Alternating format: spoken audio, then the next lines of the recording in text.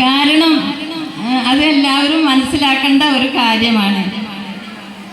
ഈ അംഗനവാടി ടീച്ചർമാരും ഹെൽപ്പർമാരെന്ന് പറയുന്നത് അവർ അധ്വാനിക്കുന്ന ഒരു അധ്വാനം വേറെ ഒരു പഠനത്തിനും ഇല്ല എന്ന് മാത്രമാണ് എൻ്റെ മനസ്സിലുള്ള വിശ്വാസവും ഞാൻ കണ്ടതും. ഈ അംഗനവാടി ടീച്ചർമാരെയും ഹെൽപ്പർമാരെയും ഞാൻ പ്രത്യേകം അഭിനന്ദിക്കുന്നു. അവർക്ക് ഒരുപാട് ഉത്തരവാദിത്തങ്ങളുണ്ട്.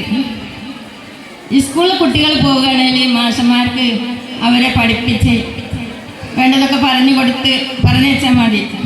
കോളേജിൽ പോണ കുട്ടികൾ ലെക്ചർമാർ ഒക്കെ പഠിപ്പിക്കുന്ന പഠനവും അതിനൊക്കെ ഒരു കണക്കുണ്ട്.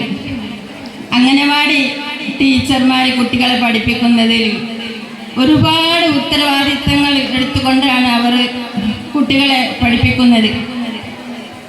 അതുമല്ല, ഒരു റെസിഡൻസിലുള്ള ഒരു അംഗനവാടി ടീച്ചർമാർക്കുള്ള ഉത്തരവാദിത്വം ഒരുപാടുണ്ട്.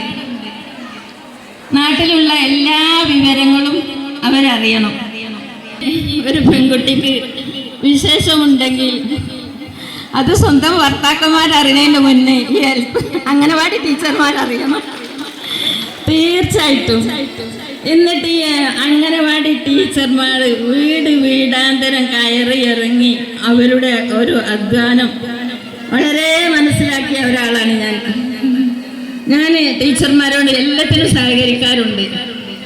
പക്ഷെ നമ്മളെ മുറ്റത്തും വീട്ടിലും കണ്ടത്തിലുമുള്ള ഒരു പ്ലാസ്റ്റിക് തുണ്ടുകൾ വരെ ടീച്ചർമാർ വന്ന് പറയണം. മഴക്കാലത്ത് എവിടെയെങ്കിലും ഒരു ചിരട്ടയിലെങ്കിലും വെള്ളം നിൽക്കുന്നുണ്ടെങ്കിൽ അവരത് വന്ന് നോക്കിയിട്ട് പറയാണ്, അത് മറിക്കണം കേട്ടോ, അതിൽ കൊതുണ്ടാവും, അത് രോഗം പകർത്തും.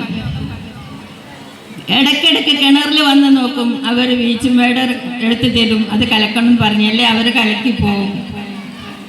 കുട്ടികളോടുള്ള ആ ലാളിത്യവും സ്നേഹവും ഈ അംഗനവാടി ടീച്ചർമാർക്കുള്ള അത്ര വേറെ ആർക്കുമില്ല എന്നുള്ളത് വളരെ സത്യമാണ്.